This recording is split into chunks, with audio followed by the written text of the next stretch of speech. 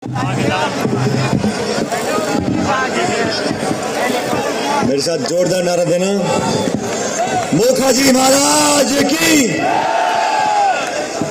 साथियों, हमारे सम्मानीय पूर्व अध्यक्ष शेखावत साहब जो इस विधानसभा क्षेत्र से सोनिया गांधी जी के, खड़गे जी के, राहुल गांधी जी के उम्मीदवार हैं, आज मैं आप सबके बीच आदरणीय दीपेंद्र सिंह जी के पक्ष में आपसे वोट मांगने के लिए आया हूं। आप सब जानते हो 25 तारीख को विधानसभा के चुनाव हैं और मैं बहुत देर से आया हूं, उसकी मैं क्षमा चाहता हूं।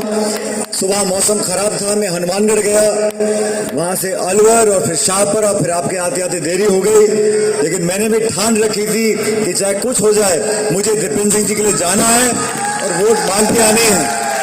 मेरा आपसे एक निवेदन है, ये चुनाव महत्वपूर्ण चुनाव है, पूरे देश की नजर आज हमारे प्रदेश पर है और इस विधानसभा क्षेत्र में जो लंबा इतिहास रहा दीपेंद्र सिंह जी का, सेवा का, त्याग का, समर्पण का, सच्चाई और ईमानदारी का प्रतीक ये परिवार रहा और निस्वार्थ भाव से दशकों तक आपकी सेवा करी है। आज मैं आपके बीच में अपनी पार्टी के लिए, आदरणीय दीपेंद्र सिंह जी के लिए आपसे आपका आशीर्वाद, आपका समर्थन और आपका वोट मांगने के लिए आया हूं। 25 नवंबर को वोट पड़ेंगे। आप सब ध्यान रखो, 100 तरह की बातें होंगी और 100 नारे दिए जाएंगे, लेकिन राजनीति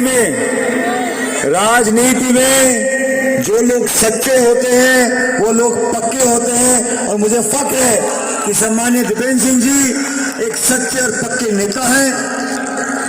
इन्होंने हमेशा सच्चाई का साथ दिया, इन्होंने हमेशा नौजवानों पर आशीर्वाद रखा और पार्टी की कर्मठता से सेवा करी है, चाहे कोई परिस्थिति आए।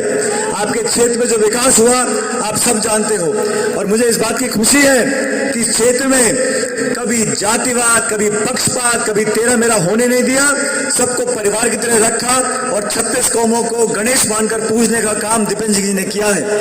राजस्थान में बहुत कम ऐसे लोग हैं, बहुत कम लोग हैं जिन्होंने अपने दम पर अपनी जगह बनाई हो और 36 कौम में अपनी धाक जमाई हो, अपनी ईमानदारी और मेहनत से एक मिसाल बनाई है।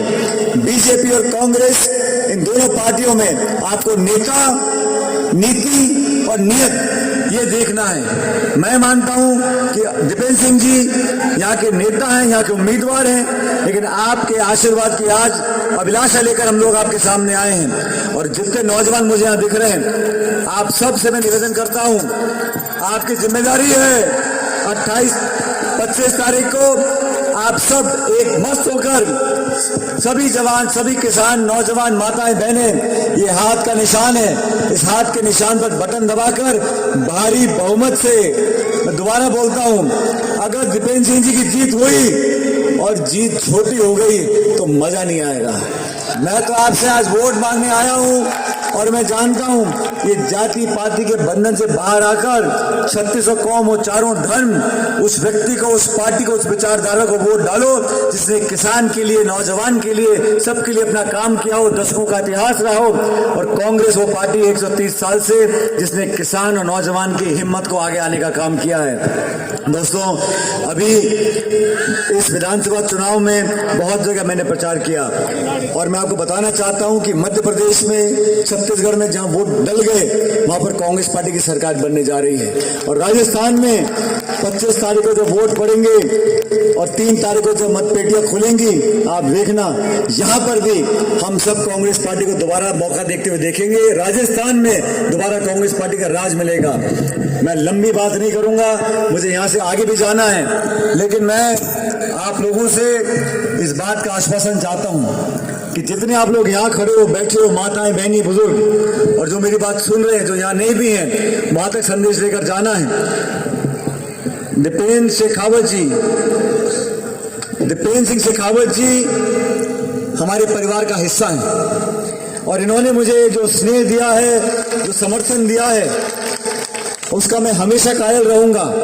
मैंने शुरू में कहा था आपको, सच्चे और पक्के ऐसे इंसानों की कदर करनी पड़ेगी। आपका वोट बहुत कीमती है, लेकिन सुनो, ये वोट की गिनती और वोट की कीमत पेटी पेटी के अंदर है। ये साफा, ये माला, ये लड्डू, ये नारे, ये भाषण, जब तक बटन नहीं दबेगा तब तक गिनती नहीं होगी। और एक एक बटन, एक एक वोट जब पेटी में पड़ेगा तभी उसकी गिनती है। ये वोट का अधिकार आप लोगों का है। मैं आपसे फिर निवेदन करके जा रहा हूं, 25 तारीख को एक एक वोट शेखावत साहब को देना पड़ेगा। ये मेरे लिए, पार्टी के लिए और आप सबके लिए बहुत जरूरी है।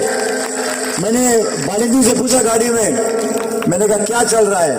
अच्छा, चुनाव तो चुनाव होता है। मैंने कहा देखो भाई, पब्लिक का मन तो वोट डालने का है।